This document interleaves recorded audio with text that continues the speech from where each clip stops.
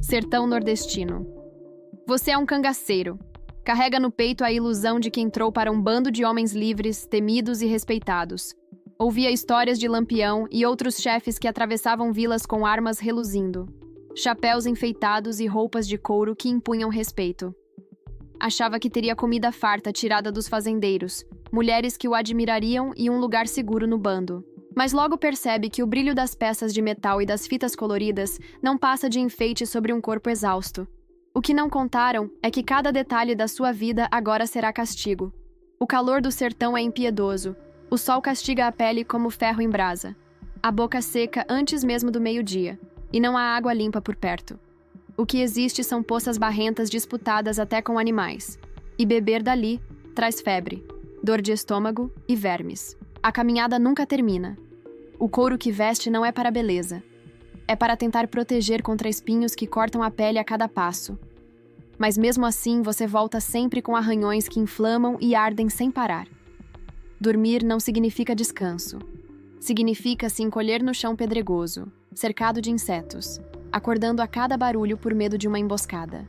Quando há comida, é carne seca endurecida pelo sol, muitas vezes podre, que mastiga com dificuldade e engole sem escolha. No bando não há compaixão. Você não é companheiro, é peça descartável. Os líderes exigem obediência absoluta, e a lei é clara. Quem recusa uma ordem ou se mostra fraco é punido, às vezes morto pelo próprio grupo. O respeito que imaginava conquistar é só medo forçado, e a liberdade prometida desaparece quando descobre que nunca mais poderá parar de andar. Um cangaceiro não tem casa, não tem pouso fixo, vive fugindo como animal caçado. O que chamavam de fama é na verdade terror espalhado pelos povoados, porque onde o bando chega, chegam também saques, destruição e violência. Você pensava que seria visto como herói, mas descobre que é só mais um bandido amaldiçoado, carregando no corpo e na alma as marcas da vida escolhida. Cada homem que entra no cangaço acredita que encontrou uma saída para a miséria, mas na primeira noite na caatinga entende que não escolheu liberdade, e sim uma sentença. O sol do sertão não dá trégua, e você marcha carregando um rifle no ombro, cartucheiras pesadas no peito e uma faca pendurada na cintura. O couro que veste esquenta como um forno, mas é a única defesa contra espinhos, pedras e galhos que dilaceram a pele a cada passo. As botas grossas não impedem que os pés rachem, sangrem e se encham de bolhas que nunca cicatrizam. O suor escorre nos olhos, arde, embaça a visão. E mesmo assim você continua, porque parar é sinal de fraqueza. O corpo coça sem descanso, tomado por carrapatos e piolhos que se espalham pelo couro cabeludo e pela barba, enquanto erupções vermelhas surgem na pele, transformando cada movimento em dor. Uma bala que te atingiu há semanas ainda não sarou. O ferimento aberto fede, exala pus e atrai moscas. E quando tenta dormir, sente o latejar constante, lembrando que a qualquer momento a infecção pode se espalhar. Companheiros já tombaram não por tiros, mas por algo tão simples quanto um corte maltratado, que virou tétano e em poucos dias deixou o corpo rígido e sem vida. Outros morreram de disenteria depois de beber a única água disponível, suja e barrenta, misturada com fezes de animais. Você vê homens fortes definharem em questão de dias, tremendo de febre até não resistirem mais. Não existe remédio, não existe cuidado, o bando não espera por doentes. Quem não consegue marchar é abandonado na caatinga para apodrecer sozinho. E o silêncio dos que seguem em frente é a prova de que todos sabem que o mesmo pode acontecer com eles a qualquer momento. Carregar essa vida no corpo já seria um castigo suficiente, mas a mente também não tem descanso. Cada passo pode ser o último, cada descuido pode significar uma emboscada, e a paranoia de ser atacado a qualquer instante rouba o sono e o raciocínio. O som de um galho quebrando faz a mão disparar para a arma. A sombra no horizonte é confundida com o inimigo, e mesmo quando não há perigo real, o coração dispara como se a morte estivesse à espreita. Você sabe que não existe futuro. Sabe que a cada dia vive apenas para prolongar a sentença que já está escrita. O crime que escolheu trouxe armas e poder, mas também trouxe dor interminável, doenças que corroem por dentro e a certeza de que o amanhã pode nunca chegar. Você carrega no corpo as marcas da fome, da sede e das doenças, mas o que realmente mantém seu coração disparado noite e dia é a perseguição. As volantes, tropas armadas enviadas pelo governo, conhecem cada trilha do sertão e caçam seu bando como se fossem feras a serem abatidas. São homens endurecidos pela mesma caatinga, mas treinados para rastrear, emboscar e matar. Quando o sol se põe, o bando procura abrigo em clareiras distantes, evitando acender qualquer chama, porque uma fogueira acesa pode denunciar a posição a quilômetros de distância. Dormir profundamente é um luxo impossível. Cada cochilo é interrompido por um barulho de folha seca ou por um grito de alerta.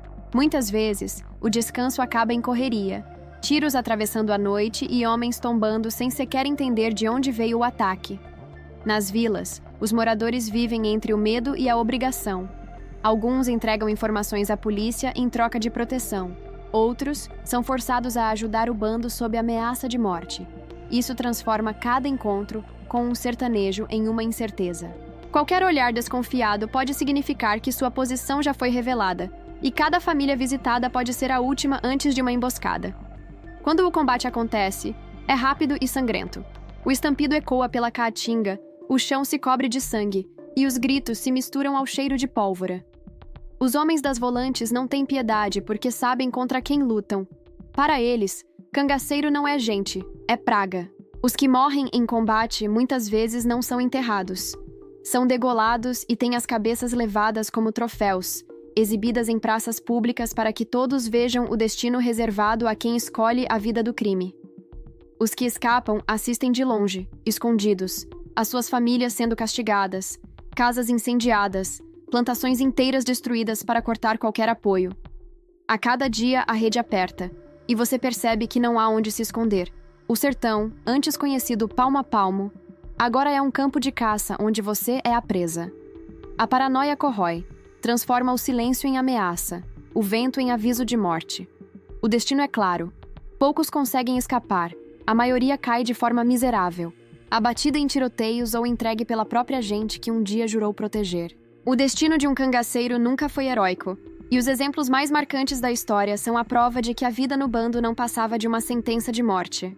Você pode imaginar que, ao lado de Lampião, o chamado Rei do Cangaço teria encontrado poder e proteção, mas o fim dele mostrou a todos que nem mesmo o maior chefe escapava. Em 28 de julho de 1938, na Grota de Angico, em Sergipe, o bando foi surpreendido por uma emboscada das volantes. O calor era sufocante. O grupo descansava acreditando estar seguro, mas em minutos o tiroteio rasgou o silêncio da caatinga.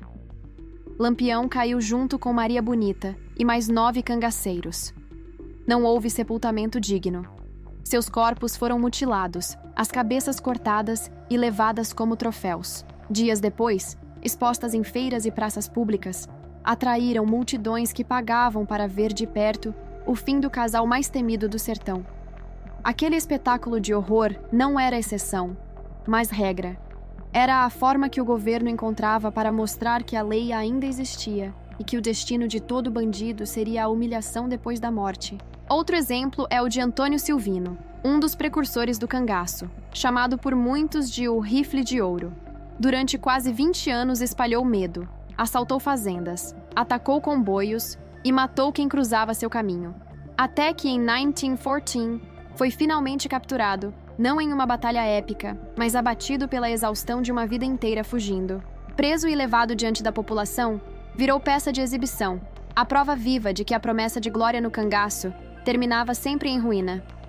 Silvino apodreceu atrás das grades até morrer em 1944, esquecido, longe da imagem de valentia que tentou construir. Casos menos lembrados também mostram como o fim podia ser ainda mais miserável. Houve bandos inteiros que morreram de sede em marchas pelo sertão, vagando dias sob o sol até tombar um a um, sem força sequer para levantar a arma. Houve aqueles que confiaram demais nos próprios homens e acabaram traídos. Companheiros entregavam chefes em troca de recompensa, e a morte vinha não pela bala da polícia, mas pela lâmina de alguém que até ontem dividia a mesma comida azeda. O cangaço nunca ofereceu saída. Quem não caía nas emboscadas morria lentamente de fome e sede, ou acabava entregue por quem buscava salvar a própria pele. Em cada história registrada, o que se repete não é coragem nem liberdade, mas vergonha, dor e exposição. As praças cheias de gente olhando para cabeças apodrecendo em salmoura não eram acidente, eram parte do castigo. Um aviso público de que o crime não levava à honra, mas a um fim degradante. Não existe final feliz no cangaço. Desde o primeiro passo dado em direção ao bando, o destino já estava escrito. E não era o de riqueza, liberdade ou fama, mas o de condenação. Você entrou acreditando que poderia escapar da miséria do sertão, que encontraria força nos companheiros e respeito pelo medo que inspirava. Mas a verdade é que nunca passou de um condenado, vivendo dia após dia apenas para adiar o inevitável. A cada marcha sob o sol escaldante, a cada noite em claro temendo uma emboscada, a cada gole de água suja que trazia febre em vez de alívio, o corpo se consumia um pouco mais. E mesmo que sobrevivesse ao calor, à fome e às doenças, havia sempre a perseguição. As volantes não descansavam. Você era caçado como fera, cercado em cada trilha, encurralado em cada grota, exposto em cada vila que ousasse se aproximar. Não havia para onde fugir, e mesmo os maiores nomes do cangaço provaram isso. Lampião e Maria Bonita terminaram degolados, suas cabeças expostas em praças para que todo sertanejo visse o preço do crime. Antônio Silvino, que aterrorizou o interior por quase 20 anos, acabou apodrecendo atrás das grades, esquecido, transformado em exemplo vivo da derrota. Os menos famosos tiveram destinos ainda piores, morrendo de sede na caatinga, abandonados pelos próprios companheiros, traídos em troca de moedas de recompensa ou largados para apodrecer em ferimentos que nunca cicatrizavam. Dentro do próprio bando não havia lealdade, havia apenas conveniência, e quem mostrasse fraqueza era descartado sem remorso. O que você chamou de liberdade nunca passou de uma ilusão, porque no cangaço não havia escolha, apenas a certeza de que o fim estava próximo. Alguns tombavam cedo, outros conseguiam arrastar a própria agonia por anos, mas todos sabiam que estavam marcados. O peso da arma no ombro, o calor queimando a pele, a sede corroendo a garganta, a bala que poderia atravessar o peito a qualquer instante, tudo isso não era acaso, era o preço inevitável de ter escolhido viver fora da lei. O sertão não perdoava, a polícia não esquecia, e nem mesmo os próprios homens do bando eram confiáveis. No fim, a vida de cangaceiro não oferecia futuro, apenas um caminho sem volta em direção à morte. Não havia glória, redenção, nem descanso. Havia apenas a certeza de que cada dia vivido era mais um passo rumo a um fim miserável, porque ser cangaceiro não era aventura, era uma sentença.